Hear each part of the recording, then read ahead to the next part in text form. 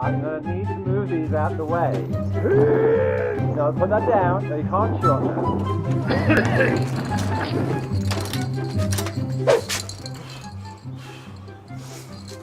Oh, hello there. I'm Loco Leo from Loco Circus, and today we're going to learn about juggling. Now I'm just going to follow this.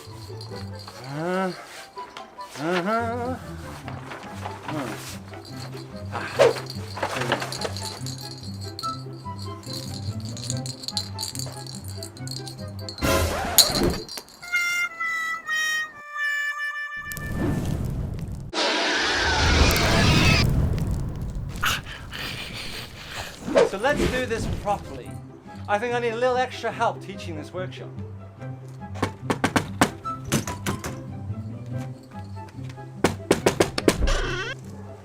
Did you call? I did! Hello, Gizmo! Hello. Ah. Hello. I'm trying to practice some juggling with these guys at home. Do you think you could give me a hand? Of course, of course. I've got these 3 items and I wasn't quite sure if you could juggle with them. Well, technically you can juggle with any 3 items. But here's the thing, folks. You can make your lives so much easier if you've got the right 3 products. So, if we get 3 items that are roughly the same size, shape, and weight, we'll be on to a winner. Scavenger hunt!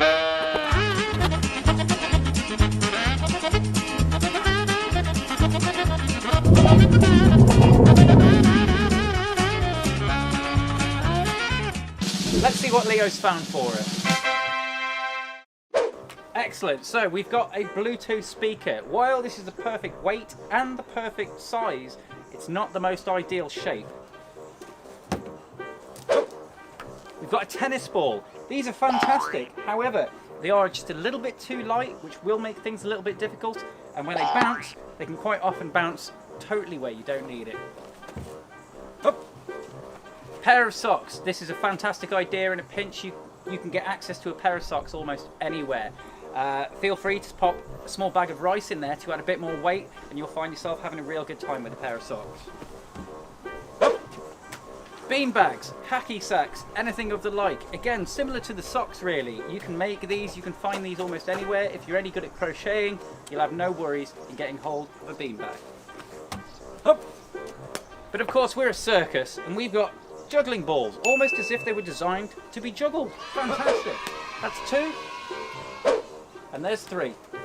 Now, you don't need to use juggling balls. You don't need to use socks or even tennis balls. You could use fruit. You could use vegetables. For example, you can get satsumas, oranges, potatoes. Just make sure before you start dropping anyone's fruit and veg that you ask permission for whoever pays the food bill.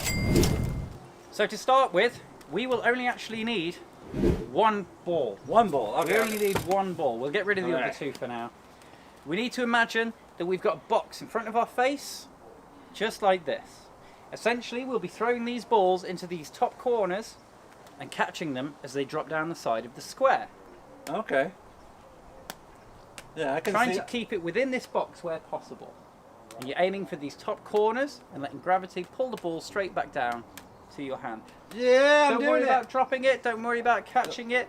We're just trying to get that consistency, get a good feel for it, and really understand how the physics of it works. How are you getting on, Leo? I'm getting it. Well, yeah. Perfect. No, that's perfect. Yeah. Spot on. That's exactly what we need to see right now. Moving on now to 2 balls. Yeah, I've got my 2 balls. Excellent stuff. We're going to be throwing the first ball to our top corner in our square, and then catch it behind this second ball. Have you got that one? Yeah, I've got that one. Throw it up and catch. Try that again. Okay, I'm going to throw it to the left-hand corner. So right hand to the top left. Right hand? Yeah. Top left. Perfect. Now, we've got to do the same thing but the other side as well. So we're going to start with the left hand, throwing over to the right hand, catching it behind that ball again. Spot on though, spot on. Way. Up and catch behind this second ball. Are we there? Okay, yeah. Perfect.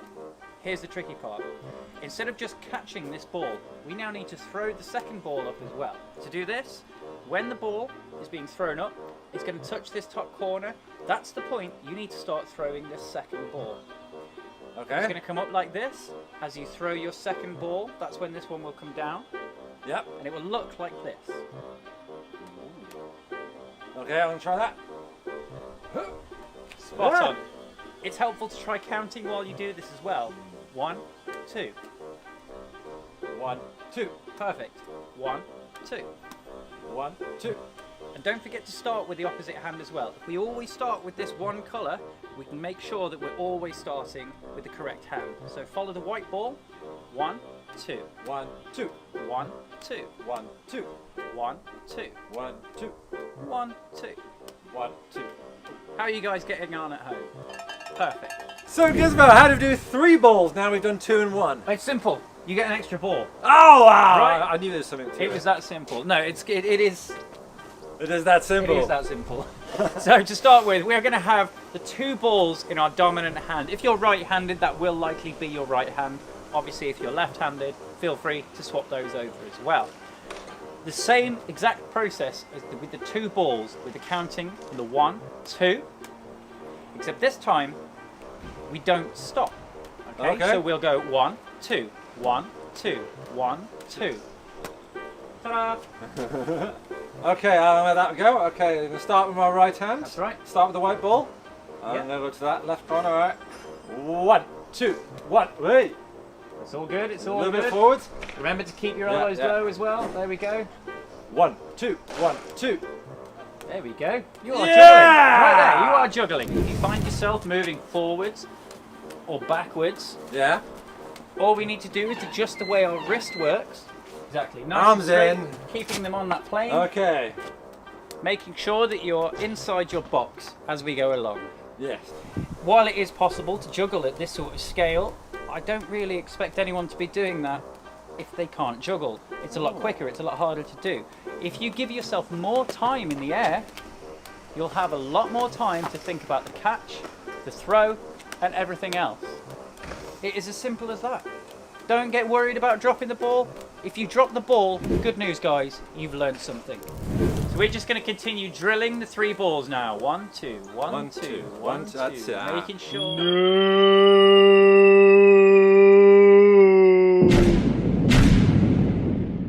It's okay if you drop the prop, just don't stop. Which brings us on to our next section. Don't drop the prop. So how do we play this, Gizmo? So, for this next section, we're just going to find ourselves a piece of music that we enjoy. We're going to start juggling, and we'll do it for the entire length of this song. Sounds like a challenge. It is indeed, because every time we drop the prop, we won't stop. We'll pick it up, we'll carry on making a mental note. That was 1. There's 2. By the time we finish this piece of music, we'll have a number. The next time you try and get that score lower and lower and lower. So instead of dropping it once or twice or 3 times, you can do it eternally. Like so.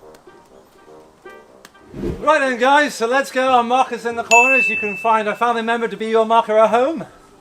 And music maestro, please.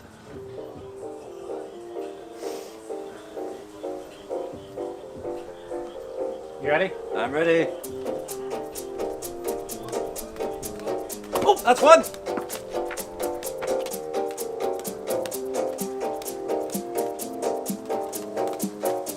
2. Woo!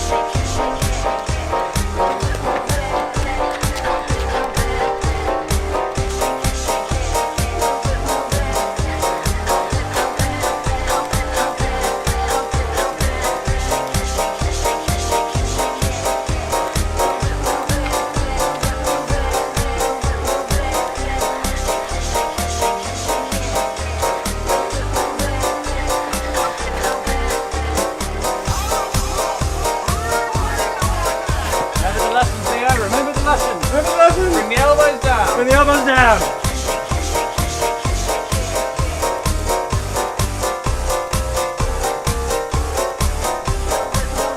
Yeah, already, massive difference. So that was a lot of fun, wasn't it, Gizmo? That was a lot of fun. How well did you guys do? Yeah? Well, don't worry if you did drop the prop, as long as you didn't stop. In fact, if you want to film yourselves testing this out, feel free to add us, #Don'tDropTheProp, and we'll see you online very soon. And if you want to find out more about Loco Circus, you can find us online also, or we might be at an event near you, so do check us out. Oh, I think it might be dinner time. Alright, we'll have to see you all next time. Bye!